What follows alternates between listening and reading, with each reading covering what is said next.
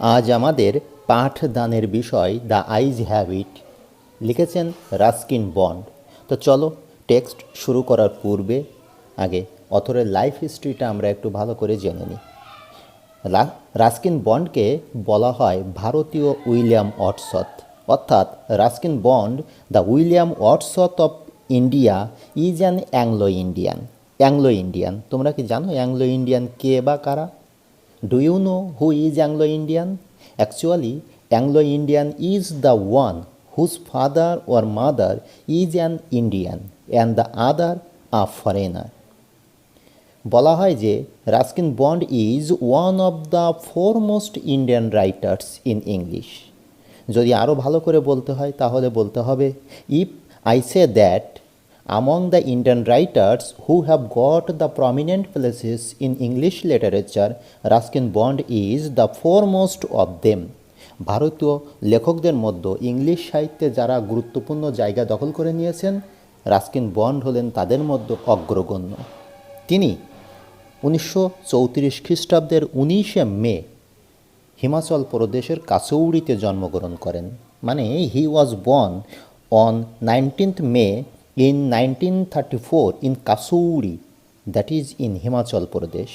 His father was Aubrey Bond and his mother was Edith Clark.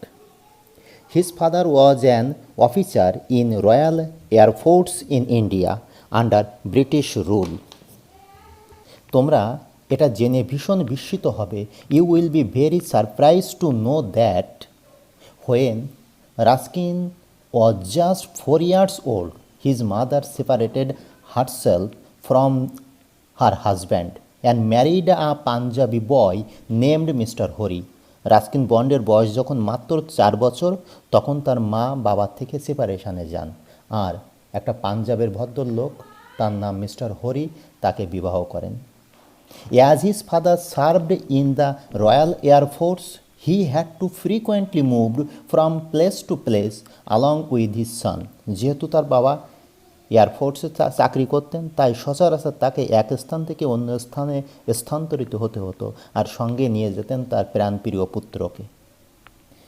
Here I wish to mention that Bond had a complicated relation with his mother from his early childhood. একেবারে শৈশব থেকে Ruskin বন্ডের সঙ্গে তার মায়ের সম্পর্ক ছিল একটা জটিল সম্পর্ক। Maybe or probably for his underweight and being born as a minor child. সম্ভবত তার জন্মের সময় তার ওজনটা ছিল ভীষণ কম আর তিনি একটা ছোটোখাটো বাচ্চা হিসাবে জন্মগ্রহণ করেছিলেন। তার জন্যই হয়তো তার মার রাস্কিন বন্ডের প্রতি তীব্র বীতশ্রদ্ধা ছিল। His mother rarely offered him affection. তার মা কদাচিৎ তাকে স্নেহ দিয়েছেন। And eventually grew distance among them. আর ঘটনাক্রমে তাদের মধ্যে দূরত্ব বাড়তেই থাকে। On the other hand, he was the apple of the eye of his father. অন্যদিকে সে ছিল তার বাবার চোখের মণি। He grew up under his father undivided attention. But this father's affection didn't last long in Ruskin Bond's life. When he was just 10 years old, তার বয়স যখন মাত্র 10 বছর, he became orphan after the demise of his father in malaria. তার বাবা ম্যালেরিয়ায় মারা যাওয়ার পর তিনি বলতে হয় অনাথই হলেন। Then he came to Dehradun where his grandmother raised him. তার বাবার মৃত্যুর পর তিনি দেরাদুনে ফিরে আসেন আর তার ঠাকুরমা তাকে প্রতিপালন করতে থাকেন। He received his early education from Bishop Cotton school in Simla. সিমলার বিশপ কটন স্কুল থেকে তিনি তার শিক্ষা শুরু করেন। During these school years he won several writing competitions including the Hailey literature prize and Irwin divinity prize. এই school জীবনে তিনি বেশ কিছু পুরস্কারও জয়লাভ করেছিলেন তার লেখালেখির জন্য। তার মধ্যে যেমন ছিল হেইলি লিটারেচার প্রাইজ আর ছিল আরউইন ডিভিনিটি প্রাইজ। বুঝতে পারছ? এখানে আমি আর একটা কথা উল্লেখ না করে পাচ্ছি না। Here I wish to mention one thing more, as he was deprived from the affection of his mother and his father had to leave him alone in the house. So his father always encouraged and inspired Rasky to read different types of books and literally made him a voracious reader. আসলে যেহেতু সে তার মায়ের স্নেহ থেকে দূরে ছিলেন আর তার বাবাকে তার কাজের জন্য সচরাচর বাড়ির বাইরে যেতে হতো, তাই তিনি রাস্কিন বন্ডকে বিভিন্ন ধরনের বই পড়ায় উৎসাহিত করেছিলেন। আর আক্ষরিক অর্থে তিনি এভাবে এক ভোরাসিয়াস রিডারে পরিণত হয়েছিলেন। It is here that Ruskin had read near about 15,000 books including a small to bulky books in his student life. শোনা যায় রাস্কিন বন্ড তার ছাত্র জীবনে প্রায় 15,000-এর মতন ছোট ছোট বই থেকে শুরু করে বড় বড় মোটা মোটা বই পড়ে শেষ করেছেন। Can you imagine the fact? ঘটনাটা কি তোমরা কল্পনাও করতে পারো? এক স্টুডেন্ট লাইফে তিনি প্রায় 15,000-এর মতন বই পড়েছেন। He had an earnest desire to become a great writer. He had an earnest desire to become a great writer. তার জীবনের বিরাট বড় শখ ছিল একজন মহান লেখক হয়ে ওঠার। And this passion was also inculcated upon him by his father. আর তার মধ্যে এই প্যাশনটাও, এই আবেগটাও ঢুকিয়েছিলেন তার বাবা। বুঝতে পারছো? রাস্কিন বন্ডের বয়স যখন মাত্র 15 বা 16 বছর, তখন সে একটা ছোট্ট চিলেকোঠা ঘর ভাড়া নিয়েছিলেন। বলা হয় when Ruskin Bond was just 15 or 16 years old, he stayed in a rented house which was a garret. Garret জানো তো? গ্যারেট মানে চিলেকোঠা ঘর, ছাদের উপরে যে ছোট্ট ঘর থাকে। In this time he decided to write a novel but couldn't start as the exam of his graduation was knocking at the door. তার বড় শখ ছিল এই সময় ওই চিলেকোঠা ঘরে থাকার সময় তিনি একটা জীবনী লিখবেন, তার জীবনী নিয়ে একটা কাহিনী লিখবেন, একটা উপন্যাস লিখবেন। কিন্তু সেটা তিনি তখন সক্ষম হয়ে উঠতে পারেননি। তার কারণ তার গ্র্যাজুয়েশনের পরীক্ষা একেবারে দোরগোড়ায় ছিল। In 1952 he completed his graduation and move to England for higher studies and stayed at his aunt's house for 4 years. In London in his aunt's house he was not granted heartily. তিনি লন্ডনে যখন তার পিসি বাড়িতে গেলেন সেখানে তাকে আন্তরিকভাবে গ্রহণ করা হলো না। In place of getting warm welcome, সাদর অভ্যর্থনার পরিবর্তে he was given cold welcome and allow him to live in a top floor deserted room. যদিও তারা বিরাট বড় লোক ছিল, তাদের গাড়ি বাড়ি টাকা পয়সার কোনো কিছুর অভাব ছিল না, বাড়িতে প্রচুর ফাঁকা ঘর ছিল, তবুও তাকে থাকতে দেওয়া হয়েছিল একেবারে ছাদের উপরের একটা ছোট্ট পরিত্যক্ত ঘরে। This type of cold behaviour from his near on made him more alone in this universe. তার প্রিয়জনের কাছ থেকে এই ধরনের ব্যবহার তাকে আরও করে নিঃসঙ্গ করে তুলেছিল এই পৃথিবীতে। So he then decided to write the novel that he wanted to write previously. এই সময় তিনি সেই উপন্যাসটি লেখার সিদ্ধান্ত নিলেন। and the name of the novel was The Room on the Roof. The Room on the Roof. তিনি এই নভেলটির নামকরণ করলেন The Room on the Roof. This is an autobiographical element. আত্মজীবনীমূলক কাহিনী। Through this novel, he tried to sketch and disclose to the readers that how much tough it is for an orphan to live in this step-mother-like world. বুঝতে পারছো? এই উপন্যাসের মধ্য দিয়ে তিনি ফুটিয়ে তুলেছেন স্টেপ মাদার লাইক ওয়ার্ল্ড, এই বিমাতৃসুলভ পৃথিবীতে একজন অনাথ বালকের বেঁচে থাকা কি কষ্টকর। In London, he participated in the Best Commonwealth Writer Competition. এই লন্ডনে থাকাকালীন সময়ে তিনি বেস্ট কমনওয়েলথ রাইটার কম্পিটিশনে অংশগ্রহণ করেন। তখনকার দিনে through this competition the best writers were selected. তখনকার দিনে এই কম্পিটিশনের মধ্য দিয়ে সেরা লেখককে বেছে নেওয়া হতো। This Commonwealth writer competition was divided into two groups. এই কম্পিটিশনটা দুটো গ্রুপে ভাগ করা ছিল, অনূর্ধ্ব 35 এবং 35 আপ। মানে বলা হতো those who are under 35 was in a group and above 35 was in another group. At the age of 21, মাত্র 21 বছর বয়সে, at the age of 21 Bond submitted his writing the room on the roof. তার ওই যে নভেলটা তিনি লিখেছিলেন the room on the রুপ, এটাকে তিনি সাবমিট করে দিলেন।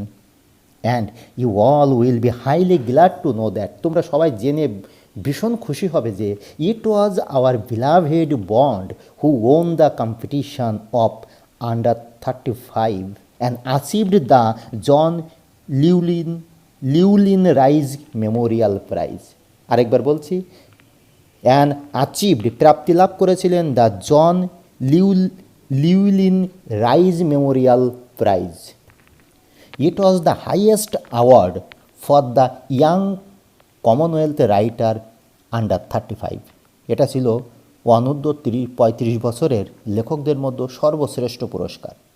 দ্য রুম অন দ্য রুপ অ্যান্ড দ্য কমনওয়েলথ অ্যাওয়ার্ড তাকে এমন সাফল্য এনে দিল আর তাকে এতটাই আনন্দ দিয়েছিল যে সে এর সিকোয়েল, মানে এর পরিপূরক কাহিনী হিসাবে ভ্যাগ্রান্টস ইন দ্য ভ্যালি লিখতে শুরু করেন।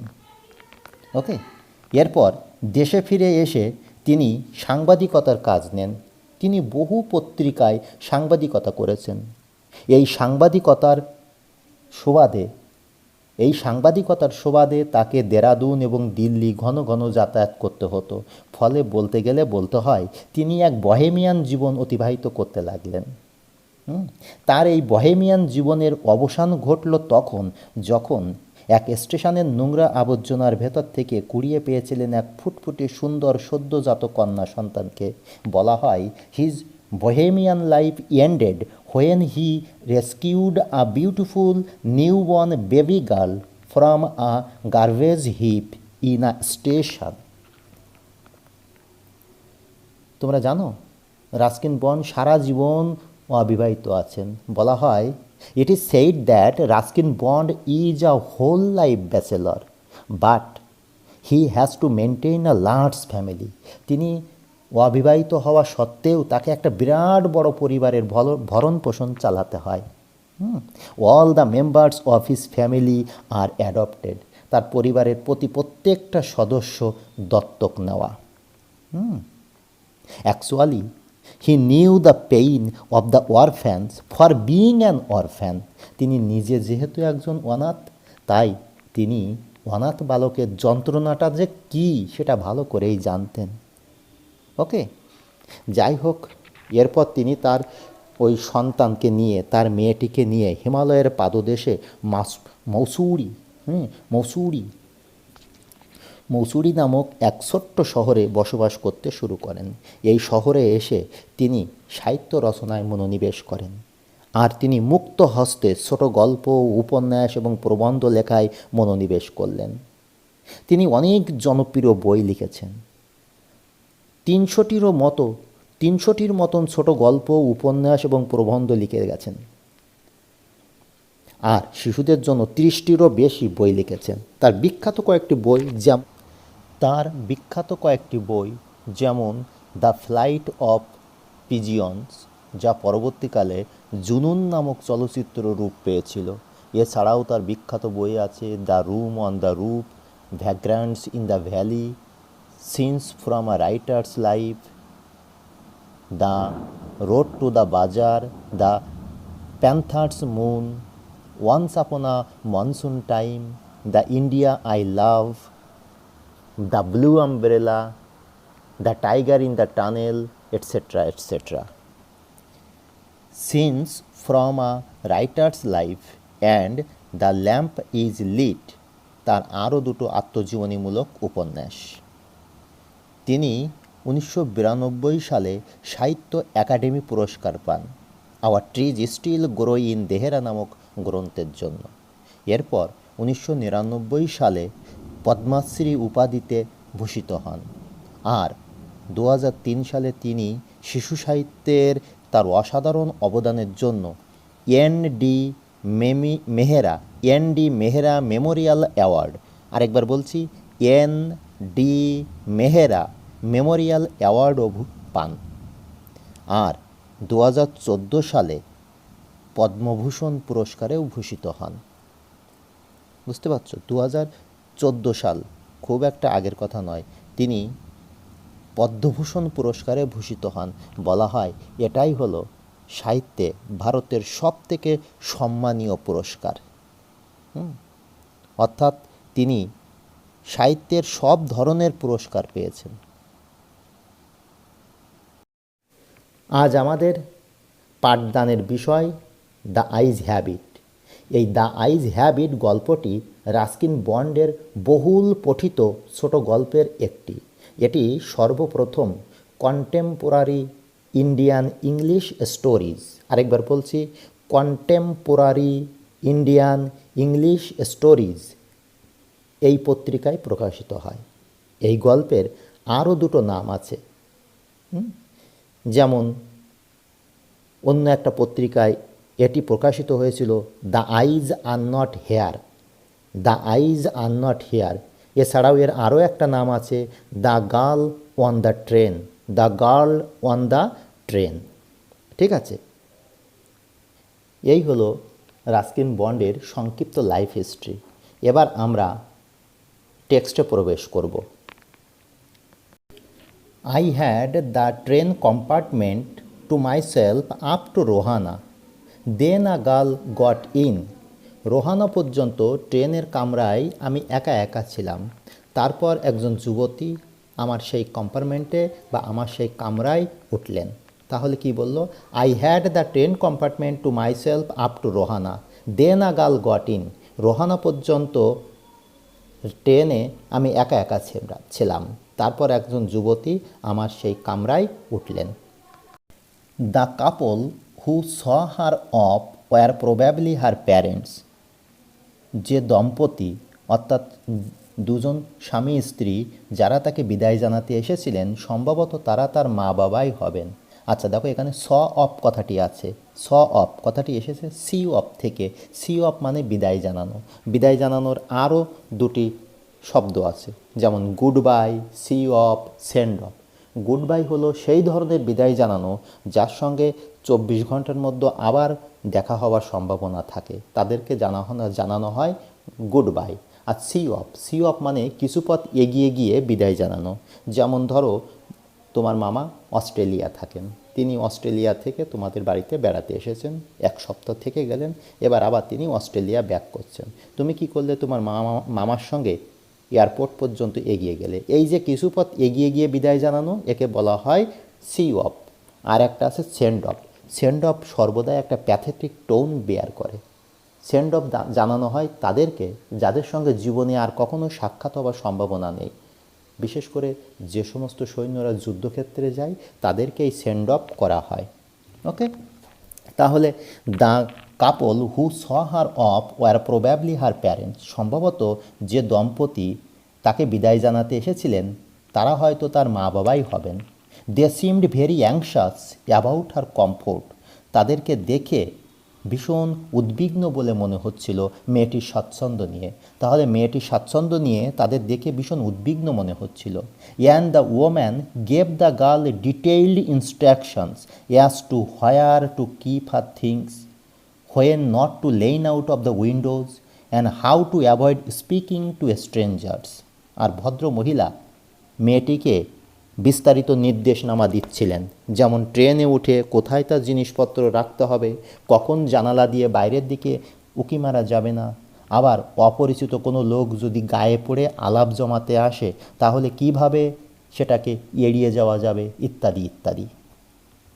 দে called their goodbyes and the train pulled out of the station. তারা মেয়েটিকে বিদায় জানালো আর ট্রেনটিও ধীরে ধীরে স্টেশন থেকে এগিয়ে চলল।